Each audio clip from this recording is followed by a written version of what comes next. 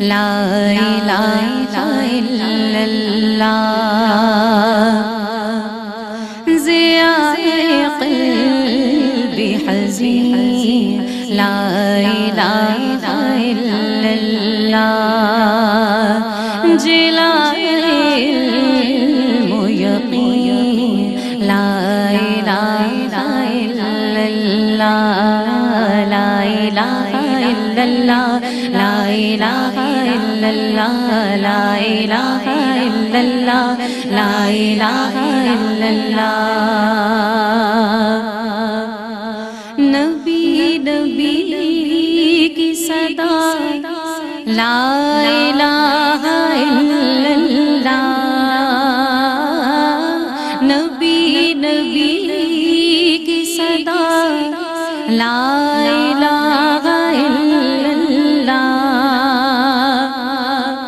ولی ولی کی نوا لا الہ الا اللہ لا الہ الا اللہ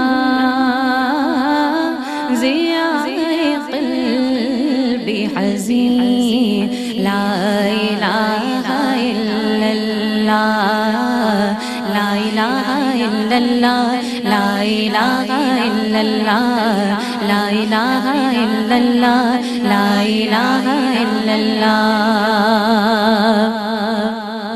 دوام عشق و بلا لا الہ الا اللہ دوام عشق و بلا لا الہ الا اللہ پیام ذوق صبا لا الہ الا اللہ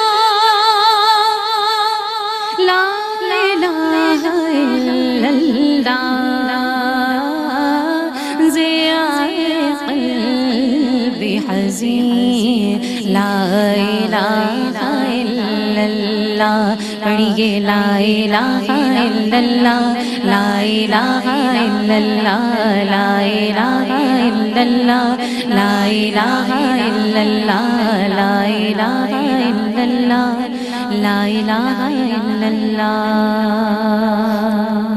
سبحان اللہ ماشاء اللہ ماشاء اللہ سلامت رہیے شاد رہیے اعوذ باللہ من الشیطان الرجیم بسم اللہ الرحمن الرحیم اللہم صلی علی سیدنا و مولانا محمد وعلی آل سیدنا و مولانا محمد وبارک وسلم وصلو علیہ ربی شرح لی صدری ویسر لی امری واحلل عقدۃ من لسانی یفقہوا قولی دنیا بھر میں جہاں جہاں ARYQTV دیکھا جا رہا ہے ان تمام ناظرین کی خدمت میں اور جتنی سماعتیں اس وقت مجھے سماعت کر رہی ہیں ان تمام کی خدمت میں سیدہ زینب کی جانب سے السلام علیکم ورحمۃ اللہ وبرکاتہ ماہ رجب شریف کے اس بابرکت مہینے میں اور بالخصوص یہ جو بابرکت ساعتیں ہیں عرس مبارک کی خاص طور پر خواجہ معین الدین چشتی رحمۃ اللہ تعالیٰ علیہ خواجہ غریب نواز رحمۃ اللہ تعالیٰ علیہ کے عرس مبارک کے موقع پر سجائی گئی اس بابرکت نشست میں آپ کا خیر مقدم ہے جسے سیرت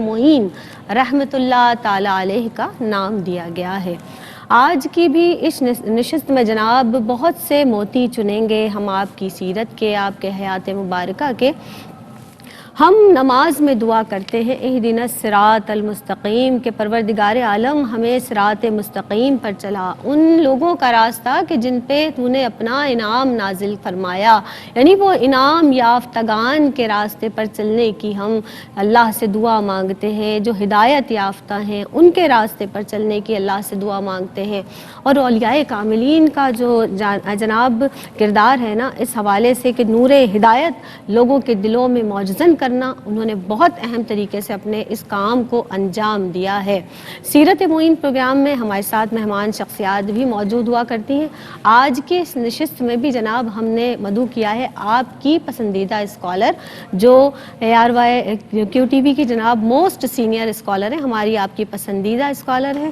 ڈاکٹر امتیاز جاوید خاکری صاحبہ موجود ہیں ویلکم کرتے ہیں السلام علیکم ورحمۃ اللہ وبرکاتہ وعلیکم السلام ورحمۃ اللہ وبرکاتہ۔ سیرت معین رحمۃ اللہ تعالیٰ علیہ میں ڈاکٹر صاحبہ آپ کا خیر مقدم ہے، اور جناب ان کے ساتھ اگلی نشست پر رونق افروز جو شخصیت ہیں، بہت عمدگی سے گفتگو فرماتی ہیں، سعدیہ سعید تشریف فرما ہے، ویلکم کرتے ہیں۔ السلام علیکم ورحمۃ اللہ وبرکاتہ۔ وعلیکم السلام ورحمۃ اللہ وبرکاتہ۔ بہت خوبصورت آواز سے آغاز ہوا، بہت آپ کی جانی پہچانی آواز، آپ کی جانی پہچانی شخصیت، عالم اسلام کی ممتاز و معروف شخصیت، بہت پیاری ثنا خواں محترمہ حوریہ فہیم صاحبہ موجود ہیں، ویلکم کرتے ہیں۔ السلام علیکم ورحمۃ اللہ وبرکاتہ۔ حوریہ کیسی ہیں آپ؟ خیریت سے ہیں؟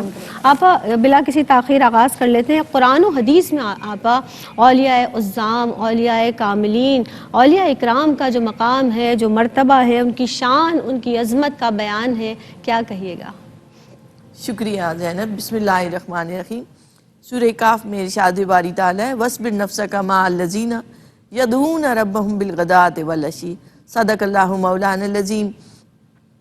بے شک اللہ کے محبوب اور مقرب بندوں کا ذکر اللہ رب العزت نے قرآن مجید میں جا بجا فرمایا، گویا محبوب بندوں کا ذکر اپنی سنت بنا دیا کہ ان کا ذکر ہوتا رہے، ان کی مناجات، ان کی سیرت، ان کی مقامات، ان کی دعائیں، ان کا انداز محبت، اس کا ذکر قرآن مجید میں مختلف مواقع پر ملتا ہے۔ سورہ انبیاء کو دیکھیں، سورہ مریم کو دیکھیں، سورہ یوسف، تو بے شمار صورتوں میں ذکر ملتا ہے۔ پھر انبیاء کا ہی نہیں بلکہ نیک بندوں کا ذکر کیا۔ اصحاب کہف کا واقعہ بیان ہوا، حضرت موسیٰ علیہ السلام کا حضرت خضر علیہ السلام کے پاس جانا وہ بیان ہوا۔ اس سے جو ایک نتیجہ ملتا ہے، جو اس پورے واقعے کو پڑھا جائے، کہ دیکھیں وہ ایک ولی کی طرف سفر کروایا جا رہا ہے، تو گویا اولیاء کی طرف جانا، سفر کرنا عبادت ہے۔ پھر دیکھیں تو وہ جب جاتے ہیں مچھلی زندہ ہو جاتی ہے جس جگہ حضرت خضر علیہ السلام ہوتے ہیں، گویا اولیاء کی برکتوں سے موت حیات میں بدل جاتی ہے۔ پھر اللہ رب العزت نے فرمایا کہ اللہ انہیں علم لدنی عطا فرماتا ہے، وَعَلَّمْنَاهُ، ہم نے انہیں سکھایا مِن لدنا علما، کہ علم لدنی کہتے ہیں کہ جو اولیاء کو خاص علم عطا ہوتا ہے وہ عطا ہوتا ہے اللہ رب العزت کی طرف سے۔ اور حدیث مبارکہ سے پتہ چلتا ہے کہ جس نے کسی ولی سے دشمنی کی، اللہ کی طرف سے، اللہ کے حبیب کی طرف سے اس کے خلاف اعلان جنگ ہے۔ نبی کریم علیہ السلام کو فرمانے مبارک کہ میرے دوست میری چادر کے نیچے ہیں، اور حضور کی یہ شان ہے وَلَلْآخِرَةُ خَيْرٌ لَكَ مِنَ الْأُولَىٰ، ہر گھڑی حضور کی شان بلند ہو رہی ہے، ہر آن، ہر لمحہ۔ تو جب ان کی شان بلند ہوتی ہے تو ان کے ساتھ ساتھ ان کے جو دوست ہیں، جو ولی ہیں، ان کی شان میں بھی اضافہ ہوتا ہے، فیضان میں اضافہ ہوتا ہے۔ پھر اللہ رب العزت نے حضرت سلیمان علیہ السلام کے ایک ولی کا، آصف برقیہ کا واقعہ بیان فرمایا قرآن مجید میں، کہ جو پلک جھپکنے میں تخت اٹھا کر لے آتے ہیں مشرق سے مغرب تک، تو اس سے ایک بتایا کہ ایک ولی کی شان کیا ہے، اتنا اللہ رب العزت کی طرف سے اسے تصرف عطا ہوتا ہے۔ اور حدیث قدسی ہے نبی کریم علیہ السلام کو فرمانے مبارک، جس کا مفہوم یہ ہے کہ میرا بندہ قرب نوافل کے ذریعے میرے اس قدر قریب آ جاتا ہے کہ میں اس کے ہاتھ بن جاتا ہوں جس سے وہ پکڑتا ہے، میں اس کے کان بن جاتا ہوں جس سے وہ سنتا ہے، میں اس کی آنکھ بن جاتا ہوں جس سے وہ دیکھتا ہے، یہاں تک آتا ہے کہ میں اس کے پاؤں بن جاتا ہوں جن سے وہ چلتا ہے۔ پھر جب ایک شخص اللہ سے اس قدر محبت کرتا ہے، محبت میں فنا ہو جاتا ہے، تو حدیث مبارکہ کا مفہوم طویل حدیث مبارکہ ہے جس کا مفہوم بڑا خوبصورت ہے۔ جبریل امین کو حکم ہوتا ہے کہ زمین پر پھیل جاؤ، تو زمین پہ بھی اعلان ہوتا ہے کہ اس شخص سے محبت کرو۔ تو یہ جو آج ہم خواجہ معین الدین چشتی سے اپنی محبتوں کا، عقیدتوں کا اظہار کر رہے ہیں، یہ اس روحانی جو آواز ہے اس پر گویا لبیک کہہ رہے ہیں کہ انہوں نے اللہ سے محبت کی، اللہ نے ان سے محبت کی، تو ہم ان محبت کے تذکروں سے اپنے ایمان کو جلا بخش رہے ہیں۔ اور جس آیت سے میں نے آغاز کیا تھا کہ اللہ نے حکم دیا کہ ان لوگوں کے ساتھ جڑ جاؤ، جم جاؤ، لگ جاؤ، وہ جو اللہ کا ذکر کرتے ہیں صبح و شام، اور ان کی خصوصیت یہ ہے کہ وہ دنیا سے انہوں نے اپنے دل کو نکال دیا، دل سے دنیا کو نکال دیا اور دل اپنے رب کے حوالے کر دیا۔ ان کے ساتھ جڑ جانا سعادت دارین کا باعث ہے۔ سبحان اللہ، سبحان اللہ۔ اولیاء کاملین اور بالخصوص ذکر کیا جا رہا ہے خواجہ معین الدین چشتی اجمیری رحمۃ اللہ تعالیٰ علیہ کا۔ سعدیہ آپ ارشاد فرمائیے گا، آپ کا جو ذوق عبادت ہے، جیسے کہ اللہ سے جڑنے کی بات کی نا، قرب الہی کی، محبت الہی کی، تو آپ کا جو ذوق عبادت ہے، جو شوق عبادت ہے، اور خاص طور پر ذوق تلاوت ہے، اس پر کلام کیجیے گا۔ اعوذ باللہ من الشیطان الرجیم، بسم اللہ الرحمن الرحیم، مولایا صلی وسلم دائما ابدا علی حبیبک خیر الخلق کلہم۔ میرا خواجہ عطائے رسول ہے، وہ بہار چشت کا پھول ہے، وہ بہار گلشن فاطمہ چمن علی کا نہال ہے۔ اللہ رب العزت حضور خواجہ غریب نواز رحمۃ اللہ علیہ کا صدقہ ہم سب کو عطا فرمائے۔ اللہ رب العزت نے قرآن پاک میں ارشاد فرمایا، الا ان اولیاء اللہ لا خوف علیہم ولا هم یحزنون۔ اللہ رب العزت نے فرمایا، خبردار، اولیاء اللہ کے بارے میں گمان نہ کرنا، ان پر کوئی خوف نہیں، کوئی غم نہیں، کوئی ملال نہیں۔ تو اللہ رب العزت کے یہ وہ دوست ہیں کہ اللہ رب العزت کے یہ محبوب بندے ہیں کہ جن کا آج ہم ذکر کر رہے ہیں، حضور خواجہ غریب نواز رحمۃ اللہ علیہ۔ آپ کا ذوق عبادت اور شوق تلاوت اگر دیکھا جائے تو ہم یہ دیکھتے ہیں، آپا نے جتنی خوبصورت حدیث سے اختتام کیا، میں وہیں سے اس بات کو جوڑوں گی کہ اللہ رب العزت جب کسی شخص سے محبت کرتا ہے، حدیث پاک کا مفہوم ہے، تو حضرت جبرائیل علیہ السلام کو حکم فرماتا ہے، اور حضرت جبرائیل علیہ السلام جب زمین پر اتر کر اللہ کے پیاروں کے دلوں میں اللہ کے پیاروں کی محبت ڈالتے ہیں، تو پھر کوئی غوث پاک بن کر چمکتا ہے، کوئی داتا صاحب بن کر چمکتا ہے، تو کوئی خواجہ غریب نواز رحمۃ اللہ علیہ بن کر چمکتا ہے۔ تو حضور خواجہ غریب نواز رحمۃ اللہ علیہ کا ذوق عبادت اگر آپ دیکھیں تو سارا دن آپ باوضو رہا کرتے تھے، کبھی بھی وضو کے بغیر آپ نہیں رہے، اور پھر آپ دن بھر اللہ رب العزت کی رضا کے لیے روزے رکھا کرتے تھے، اور رات بھر عبادت کیا کرتے تھے، اور عشاء کے وضو سے ہی فجر کی نماز پڑھا کرتے تھے، اور آپ ایک رات میں 2 کلام پاک ختم فرماتے۔ پہلا کلام پاک ختم ہونے پر جب غیب سے صدا آتی کہ ہم نے قبول کر لیا آپ کا کلام پاک، آپ دوسرا کلام پاک تلاوت فرماتے۔ آپ کی عبادت کا یہ عالم تھا کہ آپ رات بھر، اور آپ کا جو تناول کھانا کھانے کا جو انداز تھا، دیکھیے آپ روزہ سارے دن رکھتے تھے، اور جب افطار کا وقت آتا تھا تو 5 مسکال ٹکیا سے آپ اپنا افطار کیا کرتے تھے، زیادہ نہیں کھاتے تھے، اور آپ فرماتے تھے کہیں زیادہ کھانے سے میرے اندر سستی آئے تو عبادت میں کمی نہ آ جائے، تو آپ زیادہ کھانا تناول نہیں فرمایا کرتے تھے۔ اور دیکھیے ہم یہ کہتے ہیں نا کہ اللہ رب العزت کی عبادت صرف نماز، روزہ، حج، زکوٰۃ یہ چیزیں نہیں ہیں، اللہ رب العزت کی عبادت حقوق اللہ کے ساتھ ساتھ حقوق العباد بھی ہے۔ تو آپ نے اپنے تعلیمات سے بتایا کہ آپ اپنے پڑوسیوں کے ساتھ، لوگوں کے ساتھ بھی کتنے نرم مزاج تھے کہ اگر کوئی پڑوس میں انتقال بھی کر جاتا تو اس کی تدفین میں شامل ہوتے،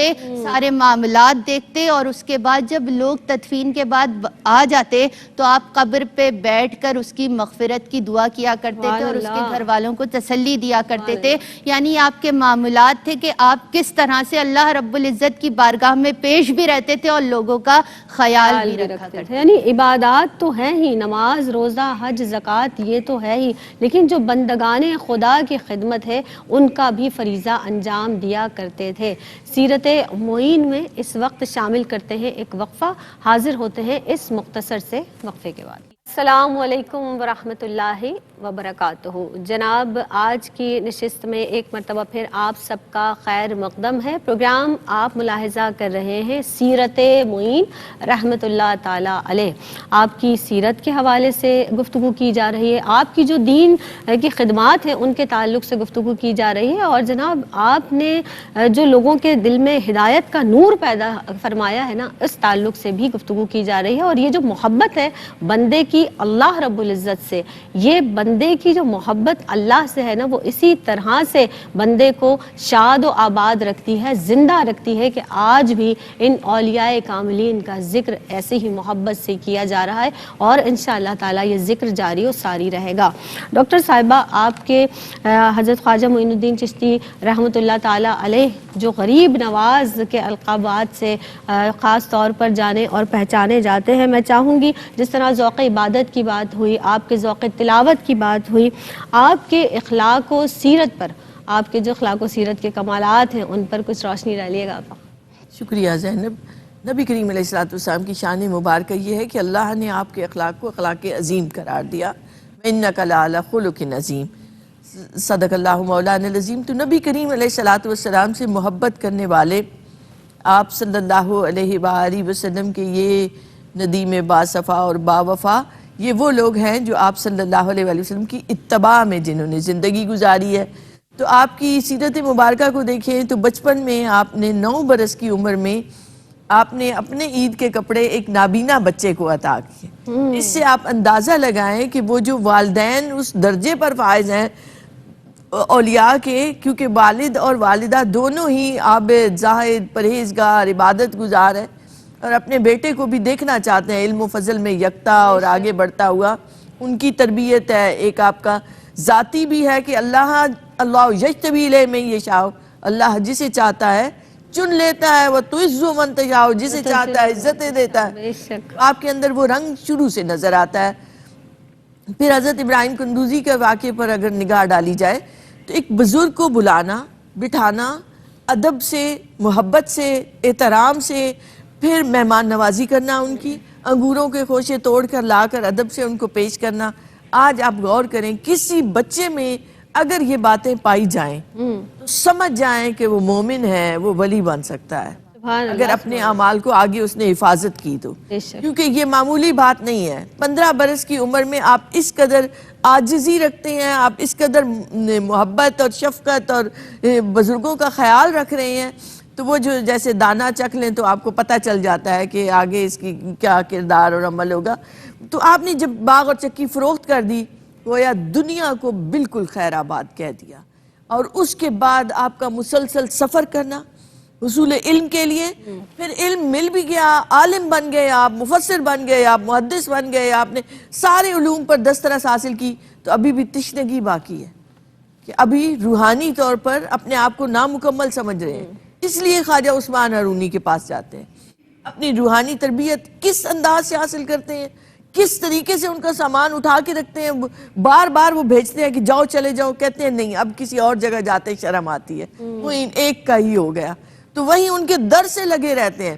تو ایسے جب کوئی جم کے لگتا ہے کسی ولی کے پاس تو اس پر پھر عطائیں بھی ہوتی ہیں۔ پھر آپ دیکھیں تو اشاعت اسلام کے لیے اپنا سب کچھ لگا دیا، ایک جھونپڑی تنہ تنہا، اب ذرا اس کا منظر تو آپ ذہن میں لائیں کہ جنگجو راجپوتوں کا وہ گڑھ ہے اجمیر، وہ سارے لڑاکا جنہوں نے مسلمانوں کو شکست دے چکے ہیں، ایسے میں ایک مرد درویش جا کر جھونپڑی لگاتا ہے، بیٹھ جاتا ہے، تنہ تنہا صحرائے باطل میں اذانیں دیتا ہے، اور ایسی اذانیں دیتا ہے کہ سارے بت گر کے واللہ احد کہتے ہیں، گویا ان کی ساری بستی کو ایسا مسلمان کیا کہ آج دنیا بھر سے لوگ اجمیر جا رہے ہیں۔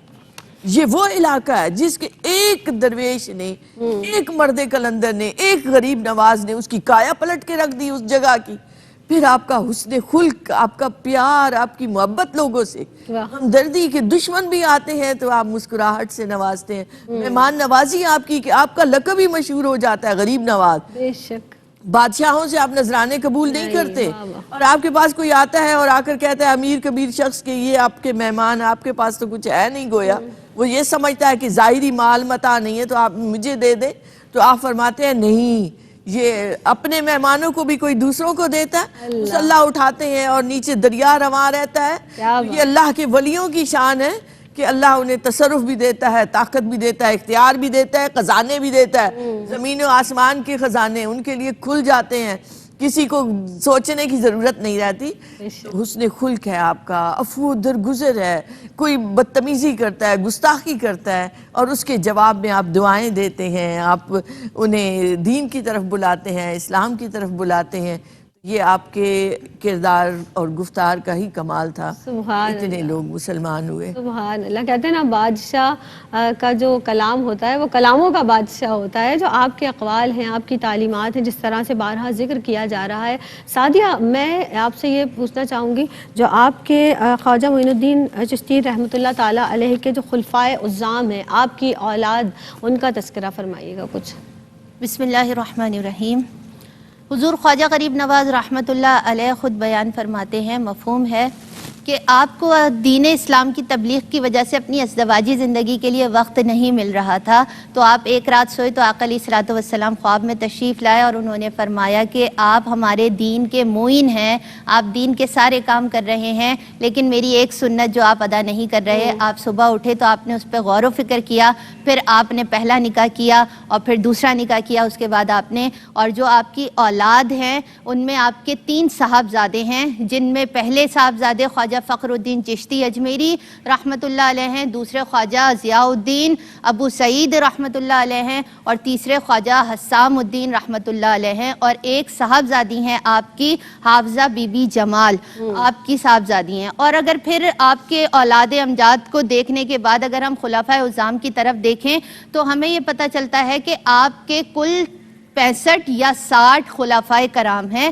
جن میں سے خلفائے اکبر میں شمار ہوتے ہیں حضرت خواجہ قطب الدین بختیار کاکی رحمۃ اللہ علیہ، اور پھر اگر 55 دیکھے جائیں تو خلفائے اصغر ہیں، اور پھر ان میں سے کچھ خلفائے مجاز بھی ہیں آپ کے، اور خواجہ قطب الدین بختیار کاکی رحمۃ اللہ علیہ سر فہرست اکبر ہیں، اور پھر آپ سے جب شاخیں چلیں تو وہ شاخیں چلنے میں آپ ہی کی شاخ میں سے بابا فرید گنج شکر رحمۃ اللہ علیہ، اور بابا فرید گنج شکر رحمۃ اللہ علیہ کے بعد خواجہ نظام الدین اولیاء آپ کے اس سے، اور پھر آپ کے بعد صابر پیا کلیری، یعنی دلی میں خواجہ نظام الدین اولیاء، کلیر میں خواجہ صابر پیا کلیری، اور یہاں دیکھا جائے پاک پتن شریف میں تو بابا فرید گنج شکر رحمۃ اللہ علیہ ہیں۔ حضور خواجہ غریب نواز کے خلفاء میں خلفائے اکبر کو دیکھیں تو خواجہ قطب الدین بختیار کاکی رحمۃ اللہ علیہ جو دلی میں موجود ہیں، تو یہ آپ کی اولاد امجاد ہے، کیونکہ جب آپ نے نکاح فرمایا تو آپ کے ایک صاحبزادی اور 3 صاحبزادے ہیں، اور خلفاء کی تعداد یوں تو بہت تھی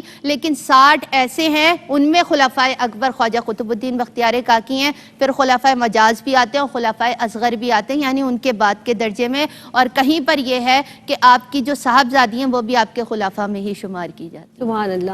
اب دیکھیں ہم یہ بات کرتے ہیں نا کہ واقعی جو عبادات ہیں اور بندگان خدا کی خدمت ہے، ان کے ساتھ ساتھ جو آپ کا جو فیملی بیک گراؤنڈ ہے، آپ کا جو گھر میں تعلق ہے اپنے بچوں سے، بیویوں سے، اولادوں سے، تو یہ بھی بہت زیادہ میٹر کرتا ہے۔ ہمارے ساتھ محترمہ حوریہ فہیم صاحبہ تشریف فرما ہے اور ہم نعتیہ کلام شامل کریں گے۔ حوریہ کون سا کلام پیش کر رہی ہیں؟ حضرت خواجہ معین الدین چشتی رحمۃ اللہ علیہ کا لکھا ہوا بسم اللہ، سبحان اللہ، سبحان اللہ۔ در جہاں چقد منزل، در جہاں چقد منزل، جانا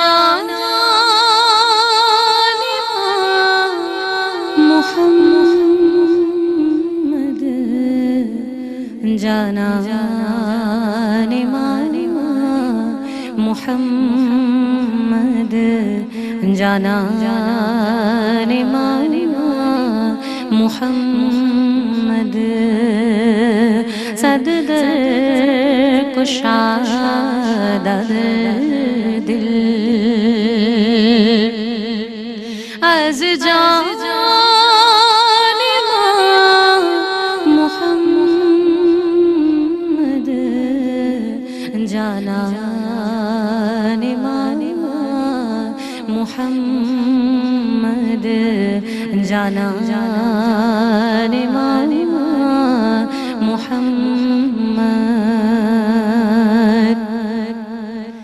ماں بلبلی میں نالا در گلستان احمد، ماں بلبلی میں نالا در گلستان احمد، مالولوئے ممر جان، امان محمد، جانا محمد، جانا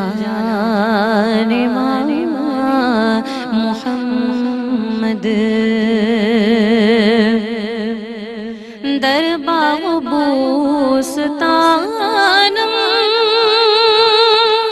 دیگر معینی در باغ و بوستانم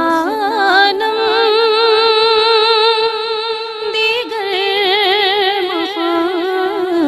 معینی باغم بس است قرآن بستان محمد جانان محمد جانان محمد جانان محمد. سبحان اللہ، ماشاء اللہ، سبحان اللہ. پروگرام آپ دیکھ رہے ہیں سیرت معین. اس وقت پروگرام میں ایک وقفہ شامل کرتے ہیں، حاضر ہوتے ہیں اس مختصر سے وقفے کے بعد. السلام علیکم ورحمۃ اللہ وبرکاتہ. جناب پروگرام آپ دیکھ رہے ہیں سیرت معین رحمۃ اللہ تعالیٰ علیہ، یعنی بالخصوص جو ماہ رجب کے مہینے میں آپ کا عرس شریف منایا جاتا ہے، اس تعلق سے یہ خوبصورت نشست منعقد کی گئی ہے اور بہت ہی خوبصورت انداز سے گفتگو بھی جاری و ساری ہے. ہم بات کریں آپ کے تعلیمات کے تعلق سے، آپ کے اقوال، آپ نے جو ہدایت کا نور لوگوں کے دلوں میں پھیلایا، ہدایت کی روشنی جو آپ کی تعلیمات کے ذریعے سے لوگوں تک پہنچی ہے، اس تعلق سے بھی گفتگو کی گئی. ڈاکٹر صاحبہ ہمارے ساتھ موجود ہیں. بلا کسی تاخیر میں چاہوں گی ڈاکٹر صاحبہ کہ خواجہ معین الدین چشتی رحمۃ اللہ تعالیٰ علیہ کے جو وصال ہے، آپ کا جو مزار ہے، اس کا کچھ تذکرہ ارشاد فرمائیے گا. شکریہ زینب. 633 ہجری کی بات ہے. 6 رجب کو خواجہ معین الدین اس دنیا سے رخصت ہوئے. آپ نے 97 برس کی عمر پائی. بعض روایات میں 90 برس آتا ہے، 93 برس آتا ہے. گویا تقریباً 50 برس تک، آدھی صدی تک آپ نے بر صغیر پاک و ہند کے علاقوں میں اس فیض کو بانٹا، لوگوں کو دین کی طرف لے کر آئے. آپ کے بارے میں آتا ہے کہ آپ حجرہ کو بند کر لیتے اور اللہ کے ذکر میں مصروف ہو جاتے تھے. عمومی جو آپ کا معمول تھا وہ یہ تھا کہ آپ خاموشی سے ذکر کرتے رہتے تھے. جس رات یہ 6 رجب کی رات آتی ہے تو آپ کا دروازہ بند ہو جاتا ہے، اور آپ کے جو خدام تھے انہوں نے پہلی دفعہ آپ کو اتنی اونچی جلال کی سی آواز میں ایک ذکر کرتے سنا. تو سب ایک معمول سے ہٹی ہوئی بات تھی کہ ایک اونچی آواز سے آپ اس طرح سے ذکر فرما رہے ہیں. تو سب ایک متاثر ہوئے اس چیز سے. تو فجر میں عموماً یہ ہوتا تھا کہ فجر کے وقت اذان ہوتی تھی تو آپ کا دروازہ کھل جاتا تھا. اور کبھی لائف ٹائم کسی نے نہیں دیکھا تھا کہ کبھی فجر کی نماز آپ کی قضا ہوئی ہو یا آپ نے با جماعت. سبحان اللہ، سبحان اللہ. اس دن جب فجر کا وقت آیا آپ کا دروازہ نہیں کھلا، چونکہ ساری رات آپ ذکر کرتے رہے تھے تو انہوں نے یہی سمجھا کہ شاید اب آرام فرما رہے ہیں، آنکھ نہیں کھلی. مگر اس کے بعد جب دروازہ کھولا گیا تو آپ دنیا سے رخصت ہو چکے تھے، اور آپ کی پیشانی پر بخط نور یہ تحریر تھا، ھذا حبیب اللہ ماتا فی حب اللہ. اور ایک نے دیکھا، اس نے دوسرے کو بلایا، اور اس تحریر کو دیکھ کر کتنے وہ لوگ جو ارد گرد رہتے تھے اور ابھی جنہوں نے اسلام قبول نہیں کیا تھا، یہ روشن علامت دیکھ کر اللہ کی طرف سے اس کا ظہور دیکھ کر وہ لوگ بھی مسلمان ہو گئے. سبحان اللہ. آپ کا مزار شریف اجمیر میں ہے. اجمیر کی بات یہ ہے کہ وہاں لوگ فیض لینے کے لیے آتے ہیں، آج بھی آتے ہیں. اور لارڈ کرزن نے کہا تھا کہ 800 سال سے ایک قبر حکومت کر رہی ہے. بادشاہ بھی آتے ہیں، بادشاہوں کی بیٹیاں بھی آتی ہیں، شہزادی جہاں آرا بھی آتی ہے، تو اندرا گاندھی بھی آتی ہے، سادھو بھی آتے ہیں، جوگی بھی آتے ہیں. اور یہ آج تک یہ سلسلہ جاری و ساری ہے. آپ غریب نواز تھے، آپ کا دسترخوان ہمیشہ کھلا رہا. تو آج بھی وہاں ایک بڑی دیگ ہے، ایک چھوٹی دیگ ہے، جہاں منوں میں لنگر پکایا جاتا ہے اور غربا اس سے فیض پاتے ہیں. گویا ایک ظاہری غذا بھی مل رہی ہے اور روحانی غذا بھی عطا ہو. سبحان اللہ، سبحان اللہ. سعدیہ، آپ کی تعلیمات سے ہمیں کیا سبق ملتا ہے؟ مختصراً ارشاد فرمائیے گا. بسم اللہ الرحمن الرحیم. سیرت خواجہ غریب نواز رحمۃ اللہ علیہ کا تذکرہ آغاز سے اب تک ہوا، اور آپ کی سیرت مبارکہ ہمیں یہ بتاتی ہے، کیونکہ آپ ہی کا فرمان مبارک ہے کہ حاجت روا کی حاجت کو سنا کرو، لوگوں کی مدد کیا کرو، کوئی قید میں ہو تو اس کو رہائی دلوایا کرو. اللہ رب العزت کو یہ سارے کام بہت پسند ہیں. تو آپ ہی کی سیرت مبارکہ نے ہمیں بتایا کہ کس طرح سادگی میں زندگی گزارو، لیکن اللہ رب العزت سے ایسے جڑو کہ مخلوق خدا کی خدمت بھی کرو. آپ نے اپنے سیرت و کردار اور حسن اخلاق سے لوگوں کو مائل کیا اور علم دین سے لوگوں کو قائل کیا اس کی طرف، دین اسلام کی طرف. تو اللہ رب العزت نے اتنا کرم کیا کہ آپ کو غریب نواز بنایا. تو آپ کی سیرت مبارکہ بتاتی ہے ہمیں کہ کس طرح اللہ رب العزت کی بارگاہ میں جھکنا ہے، اس کی بارگاہ میں عبادت کرنی ہے، کس طرح لوگوں کا خیال رکھنا ہے. کوئی آ جائے تو آپ کی زبان پر کبھی لا نہیں آیا، یعنی کبھی آپ نے اسے منع نہیں فرمایا. پڑوسیوں کی کس طرح سے خدمت کرنی ہے، زندگی میں تو ان کا خیال رکھنا ہے، لیکن مرنے کے بعد بھی ان کے حقوق ادا کرنے ہیں، وہ بھی آپ نے سکھایا.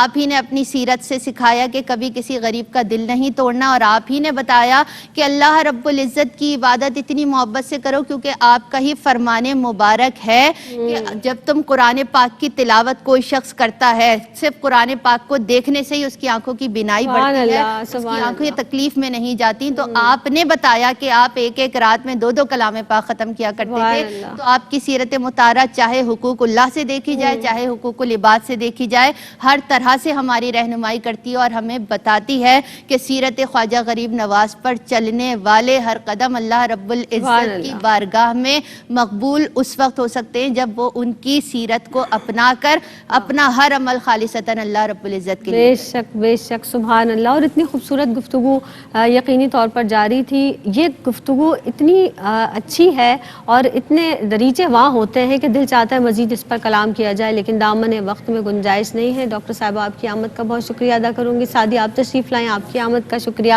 حریہ آپ تشریف لائیں، آپ کی آمد کا بہت شکریہ ادا کروں گی. اور انشاءاللہ تعالی منقبت پر اختتام کریں گے. بس اپنی جانب سے ان اشعار کے ساتھ اختتام کروں گی کہ یا خواجہ معین الدین چشتی سلطان الہند غریب نواز، یا خواجہ معین الدین چشتی سلطان الہند غریب نواز، یا واقف راز خفی و جلی سلطان الہند غریب نواز. اور لائی ہے مجھے امید کرم، لائی ہے مجھے امید کرم اس خاک کی اور اس در کی قسم، لائی ہے مجھے امید کرم اس خاک کی اور اس در کی قسم. آیا ہوں پے حاجت طلبی سلطان الہند غریب نواز.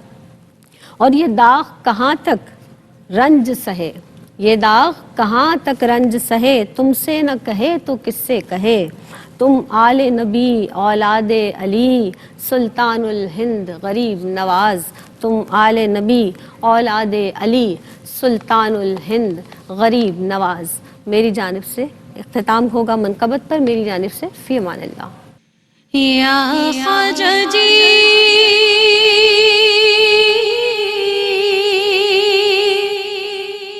یا خواجہ جی، خواجہ جی،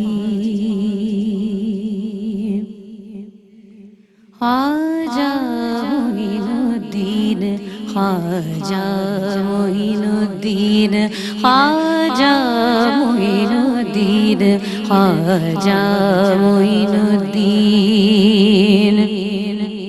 میرے دل کی دھڑکن میں اور چشم نم میں